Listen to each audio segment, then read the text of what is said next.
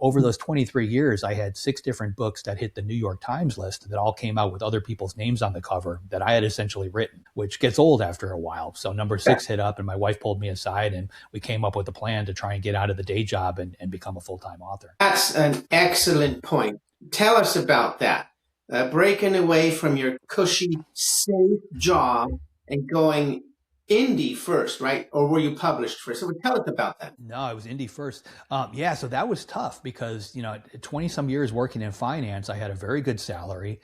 We had a big house, we had cars, we had a boat, we had a very expensive lifestyle, which we enjoyed, but we also had to pay for.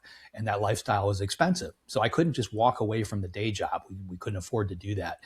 So my wife came up with this crazy plan. We sold everything that we owned. We bought a tiny little duplex in Pittsburgh for cash. We rented out one side of the duplex to tenants, and we moved into the other side. Basically got to the point where we were, living, off our savings account, living off that money coming in from that, but we had no more expenses anymore. And then we sat down at the kitchen table, looked at the bank statement and what we had left. And she said, okay, you've got about 18 months to make it as a writer before you're going to have to get another job. Go. And that's when I wrote my first title.